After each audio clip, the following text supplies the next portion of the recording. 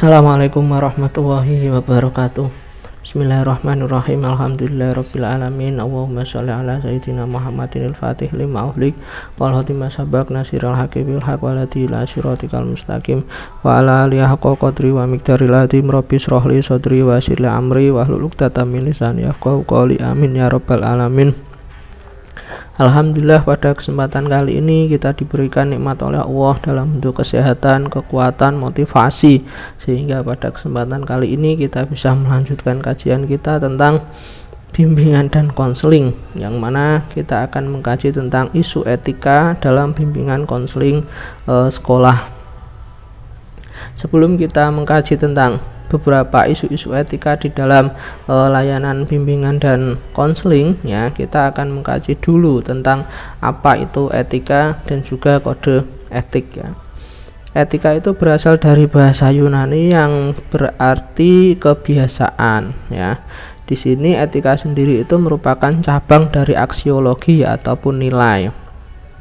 Nah, salah satu dari 4 cabang utama filsafat yang mencoba untuk memahami hakikat moralitas untuk membedakan yang benar dan yang salah. Jadi aksiologi itu merupakan salah satu cabang filsafat, ya, untuk membedakan yang benar dan yang salah. Nah, tradisi barat etika kadang-kadang disebut filsafat moral. Jadi etika sendiri di dalam sebuah tradisi barat itu disebut sebagai filsafat moral, karena di sana mengkaji tentang moralitas, mengkaji tentang sesuatu yang benar dan juga yang salah. Etika merupakan kaidah-kaidah atau norma-norma yang diberlakukan dalam suatu organisasi atau asosiasi. Jadi di dalam sebuah organisasi, asosiasi, masyarakat, perkumpulan, ya, itu biasanya ada yang namanya etika, ya, yang mana di sana adalah merupakan kaidah-kaidah dan juga norma-norma yang harus diberlakukan pada suatu organisasi, masyarakat ataupun asosiasi. Nah, etika merupakan kebutuhan bagi organisasi dan para anggota yang ada di dalamnya. Jadi dalam rangka keberlangsungan sebuah organisasi itu, ya, organisasi itu perlu yang namanya etika ataupun kaidah-kaidah, norma-norma yang berlaku. Di sini apa? Itu merupakan sebuah kebutuhan, ya, bagi organisasi itu sendiri maupun bagi para anggotanya, agar supaya organisasi itu bisa berjalan sesuai dengan kaidah, bisa berjalan sesuai dengan norma. Begitu juga dengan anggota organisasinya.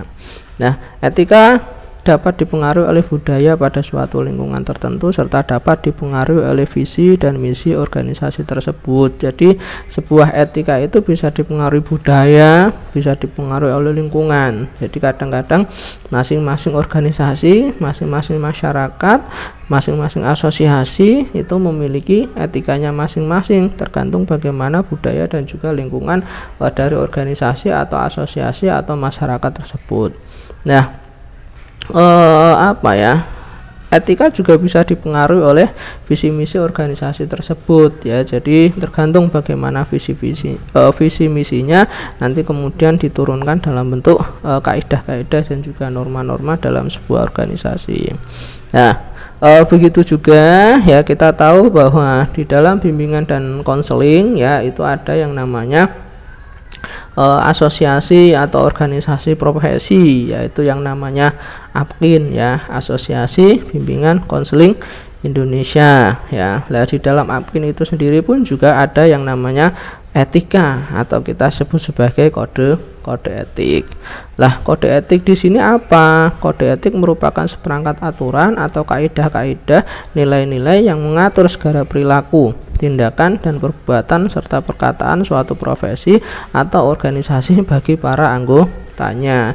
Jadi kita sebagai konselor, ya, kalian sebagai seorang calon konselor nanti dianjurkan untuk kemudian mengikuti organisasi profesi, karena organisasi profesi juga merupakan sebagai salah satu bentuk, ya, pengembangan diri seorang konselor, yang mana di sana nanti juga ada di dalam APKIN, ya, khususnya itu juga ada kaidah nilai, ya, yang mengatur segala perilaku kalian sebagai seorang calon konselor yang profesional, ya. Itu Jadi di dalam APKIN ada ya, ada kode etiknya, ada kaidah-kaidahnya, ada norma-norma dan juga nilai-nilai yang mengatur kita dalam sebuah layanan bimbingan dan konseling. Nanti untuk kode etik secara lengkapnya bisa di-download sendiri ya. Yang selanjutnya adalah pentingnya kode etik. Jadi kenapa sih di dalam sebuah organisasi, di dalam sebuah asosiasi ya, kita butuh kode etik ya, termasuk APKIN juga butuh kode etik. Yang pertama, untuk melindungi profesi sesuai dengan ketentuan dan kebijaksanaan yang telah ditetapkan oleh pemerintah berdasarkan perundang-undangan yang berlaku. Jadi dengan kode etik itu eksistensi sebuah asosiasi ataupun organisasi itu bisa terlindungi ya, dan mereka bisa istilahnya apa ya, bisa menentukan ya kebijakan, bisa mandiri dalam membuat sebuah program karena memang sudah dilindungi yang namanya kode etik. Yang selanjutnya, untuk mengontrol terjadinya ketidaksepahaman dan persengketaan dari para pelaksana dengan dinamika kode etik dapat menjaga dan meningkatkan stabilitas internal dan eksternal profesi. Jadi ketika ada ketidaksepahaman antar anggota ya, antar pelaksana, nanti bisa dikontrol ya. Dengan apa? Dengan dikembalikan lagi kepada kode etik yang berlaku, sehingga kemudian persengketaan, perselisihan, kesalahpahaman itu kemudian bisa stabil ya, baik itu secara eksternal maupun secara internal di dalam profesi tersebut.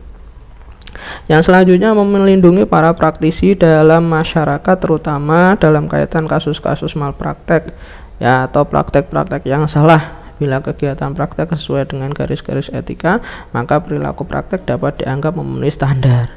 Jadi di dalam kode etik itu kan tadi ya, ada aturan, ada norma ya, itu nanti juga bisa melindungi masyarakat ya, sebagai sasaran layanan kita sebagai seorang konselor ya. Jadi kalau kemudian nanti masyarakat merasa bahwa apa yang kemudian dilakukan oleh konselor itu merupakan bentuk dari malpraktek ya, maka kita bisa melihat kode etiknya bagaimana, apakah kode etik dijalankan ataukah tidak ya.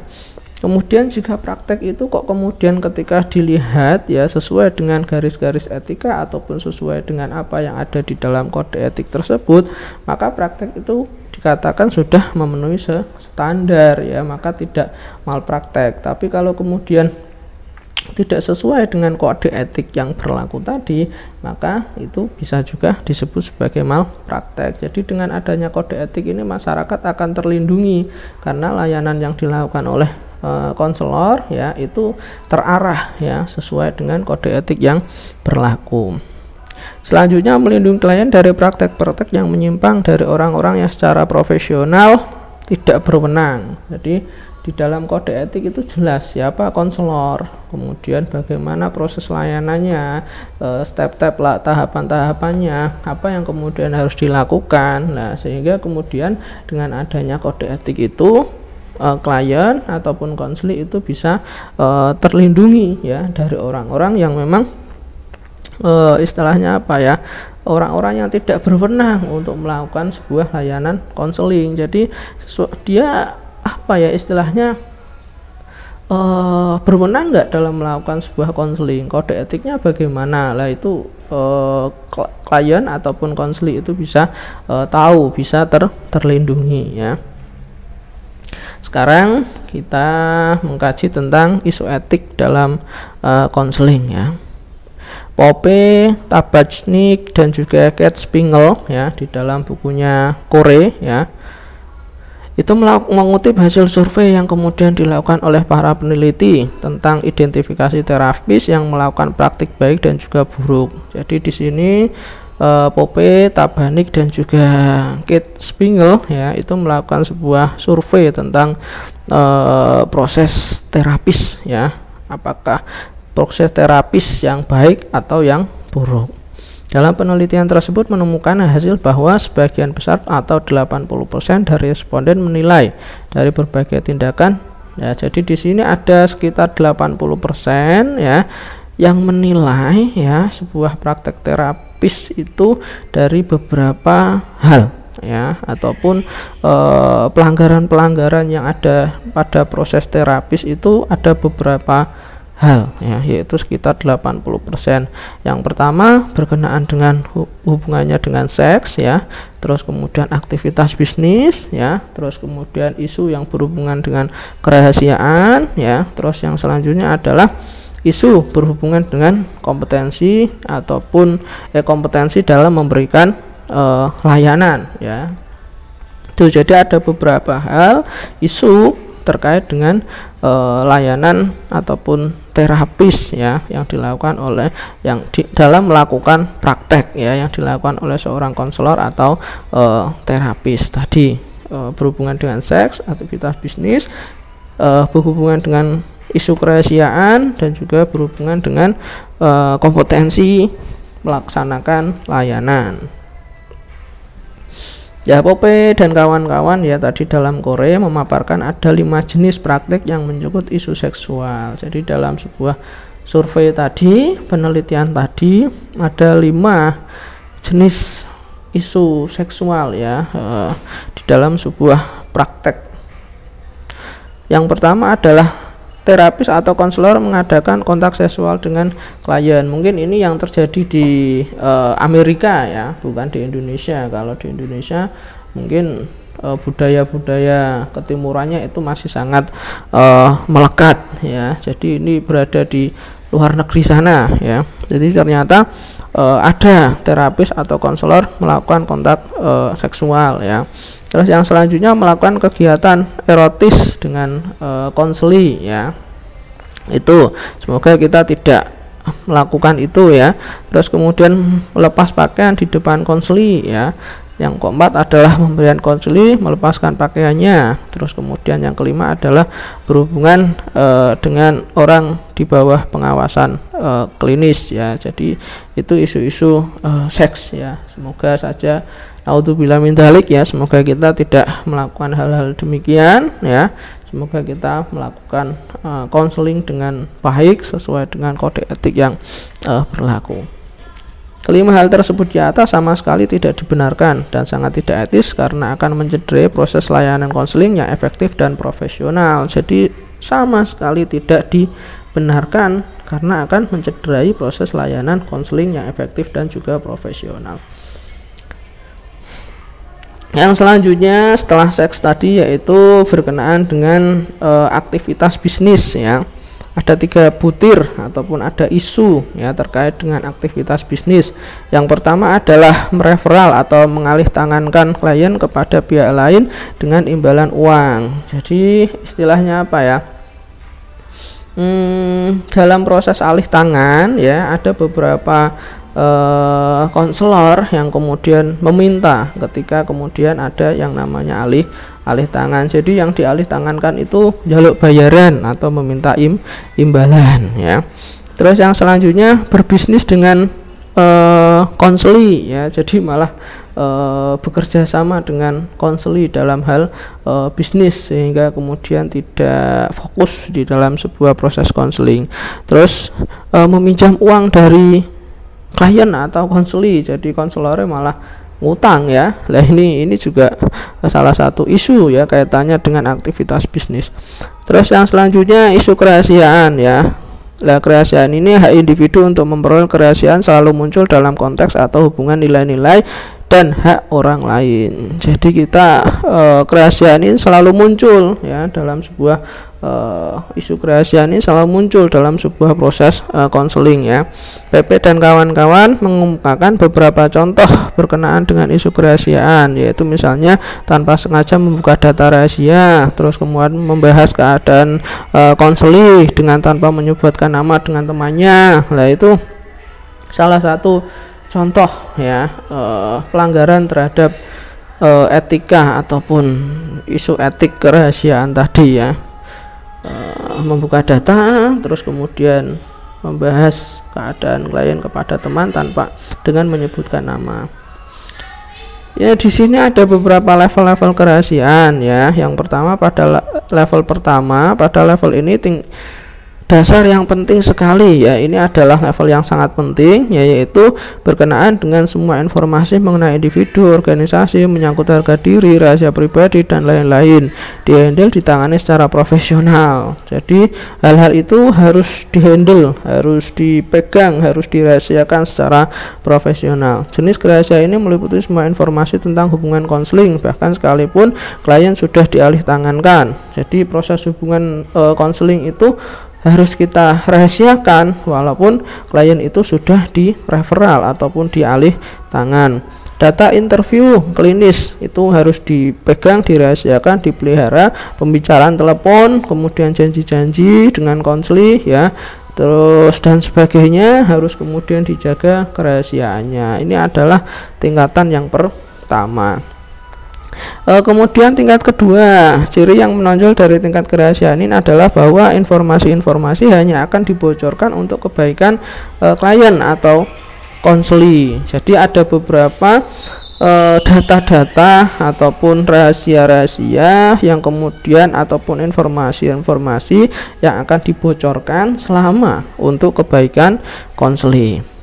Dalam banyak situasi informasi tentang klien dipertukaran atau share di antara para profesional. Jadi misalnya kok seorang konselor ya itu merasa kesulitan ya dalam rangka menyelesaikan problem yang dialami oleh klien ya, maka kemudian dia melakukan share ya, pertukaran pikiran, pertukaran sharing ya tentang layanan konseling, sehingga kemudian bisa menemukan jalan yang terbaik untuk konselingnya.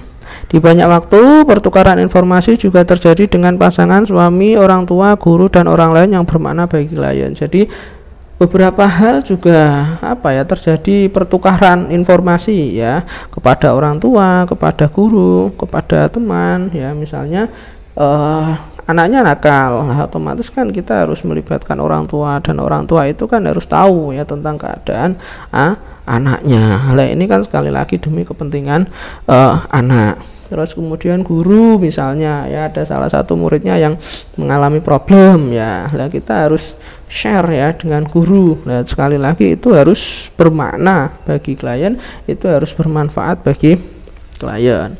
Tingkat ketiga, dalam tingkatan ini kerahasiaan akan dibocorkan hanya dalam situasi yang ekstrim seperti membahayakan orang lain. Jadi ini harus diungkapkan, harus dibocorkan. Karena apa? Karena takut untuk membahayakan orang lain. Jadi tingkat yang pertama tadi harus dirahasiakan, tingkat yang kedua itu dibocorkan ketika demi kebaikan klien, tingkat yang ketiga dibocorkan ketika membahayakan orang lain. Jadi itu adalah beberapa level-level kerahasiaan. Jadi nanti kalian bisa mana aspek-aspek yang kemudian harus dirahasiakan, mana aspek-aspek yang demi kebaikan klien dibocorkan demi kebaikan klien, mana aspek-aspek yang kemudian harus dibocorkan karena membahayakan orang lain. Yang selanjutnya ya, tadi isu seks sudah, isu bisnis sudah, terus kemudian isu kerahasiaan sudah. Yang selanjutnya adalah isu kompetensi dalam memberikan layanan. Korea menyebutkan bahwa ada 60% dari responden diminta memberikan penilaian tentang praktik yang buruk ya, mencakup hubungan ganda atau melanggar batas-batas semestinya ada dalam hubungan terapeutik ya. Jadi ada sekitar 60% ya yang menyampaikan adanya sebuah buruknya kompetensi layanan yang diberikan oleh seorang terapis atau seorang konselor. Misalnya contohnya terlibat hubungan seks dengan mantan klien ya, itu terus memberi terapi kepada salah satu teman ya, mengundang klien ke pesta atau pertemuan keakraban ya, ini kan kurang profesional ya, ini malah terlibat hubungan ya, ini malah memberi terapi kepada salah satu teman, jadi nggak fokus sama kliennya ya. Terus kemudian malah diundang pesta ya, terus kemudian secara langsung mengusulkan seseorang untuk menjadi klien Anda, jadi kliennya itu diusul ke dewi ya, itu isu-isu kompetensi layanan ya. Korea menambahkan bahwa perbedaan antara praktik yang baik atau buruk kadang-kadang tidak jelas, jadi praktek yang baik itu seperti apa, yang buruk itu tidak seperti apa, itu kadang-kadang tidak jelas ya, sehingga sulit diberi penilaian. Beberapa di antara yakni menyudahi terapi setelah klien tidak bisa membayar lagi. Misalnya ada beberapa konselor ya yang menilai bahwa praktek ini tidak istilahnya yang menyudahi konseling ya, ketika klien gak kuat bayar terus disudahi lah, ini kan namanya tidak kompeten. Terus kemudian mereka dalam khayal seksual tentang seorang klien, jadi bayangke kliennya ya, terus tergiur oleh penampilan klien, terus kemudian hanya menerima klien pria ataupun klien wanita, kemudian menerima hadiah klien yang hadiahnya itu banyak sesuai dengan keinginannya, segera sesuai dengan keinginannya, rasa diterima lah. Ini adalah isu-isu kompetensi ya, istilahnya orang kompeten dalam memberikan sebuah layanan. Kemudian ya, selain tadi ada beberapa hal tadi, ada isu seks, kemudian isu hubungan bisnis, terus kemudian isu kerahasiaan dan juga isu kompetensi layanan ya, terkait dengan isu etis ya. Aca, kemudian Herli dan juga Kore dalam bukunya Glading ya, itu memberikan contoh perilaku tidak etis yang paling sering terjadi dalam BK atau layanan konseling atau bimbingan konseling. Yang pertama, pelanggaran kepercayaan. Jadi misalnya kalian muslim kemudian mendapatkan klien non muslim ya, kalian memaksakan agama kalian kepada klien kalian yang non muslim itu lah, itu tidak boleh ya, itu pelanggaran ya. Terus kemudian melampaui tingkat kompetensi profesional seseorang, misalnya kalian sudah tidak bisa, dalam artian kalian sudah tidak mampu, terus kalian memaksakan diri untuk kemudian melakukan ataupun membantu menyelesaikan. Nah, ini juga tidak diperbolehkan. Kalau sudah tidak mampu, sudah tidak bisa, ya monggo kemudian di referral, atau misalnya konselornya bukan dari jurusan BK terus kemudian melakukan konseling, lah ini kan di luar profesi, di luar kompetensi, lah ini tidak boleh. Terus kemudian kelalaian dalam praktik, jadi dalam melaksanakan konseling seorang konselornya lalai, misalnya nggak menjaga rahasia, terus kemudian tidak perhatian pada klien misalnya ya. Terus yang selanjutnya adalah mengklaim keahlian yang tidak dimiliki, jadi misalnya bukan konselor tapi ngaku konselor ya, ini juga tidak boleh. Terus kemudian memaksa nilai-nilai konselor pada klien ya, memaksakan nilai-nilai, misalnya menurut saya seperti ini. Nah, klien kemudian dipaksa agar sesuai dengan keinginan konselor, lah itu tidak boleh ya. Terus membuat klien bergantung ya, di sini gantung ya, jadi rak jelas ya, janjane konseling selesai kapan, terus kemudian janjian ora teko-teko ya, tidak datang-datang ya, itu juga gantung, seperti itu tidak diperbolehkan. Terus kemudian melakukan aktivitas seksual dengan klien, itu juga tidak boleh. Terus kemudian konflik kepentingan seperti hubungan ganda, yaitu peran konselor bercampur hubungan pribadi atau hubungan profesional yang menyimpang. Jadi hubungannya sudah tidak lagi hubungan konseling, tapi hubungan yang lain, ataupun konselor dan juga konseli saling suka sama suka. Lah ini kan sudah bercampur, ini hubungannya gak jelas ya, itu juga tidak boleh ya. Kalau konseling ya tidak boleh. Kemudian malah konselornya jatuh cinta ya sama klien, itu tidak boleh. Terus kemudian persetujuan finansial yang kurang jelas, jadi kalau di luar negeri itu proses konseling bayar ya, jadi seorang konselor itu kan profesional ya, mereka punya keahlian, maka harusnya ya harus dihargai ya keahlian itu ya, harusnya bayar. Tapi di sini belum cukup umum ya, jadi belum berlaku yang seperti itu, masih sangat sedikit. Nah, kalau misalnya kok bayar ya, ini harus jelas kira-kira fee-nya berapa, bayarnya berapa. Jangan sampai terus kemudian tiba-tiba Nah, cara wong Jawa iku ditengkek ya, tiba-tiba bayarnya mahal sekali sehingga kemudian konseli tidak sanggup untuk membayar. Terus yang selanjutnya pengiklanan yang tidak pantas, jadi nggawe iklan-iklan di media-media itu gak pantas ya. Terus plagiarisme, di sini konselor kan juga harus selalu melakukan pengembangan, penelitian dan lain sebagainya dalam layanan BK. Itu nggak boleh kemudian konselor melakukan yang namanya plagiarisme ya. Mungkin itu ya, sekali lagi isu-isu etik itu harus diperhatikan, jangan sampai kalian nanti ya sebagai seorang konselor melanggar isu-isu etik yang sudah tadi saya sampaikan ya. Itu wis diadoi. Selanjutnya baca kode etiknya sehingga kemudian kita bisa tahu kira-kira apa yang kemudian harus dilakukan sebagai seorang konselor sehingga kita tidak menyeleweng ya dengan yang namanya kode etik yang berlaku yang sudah ditetapkan oleh Apkin ya.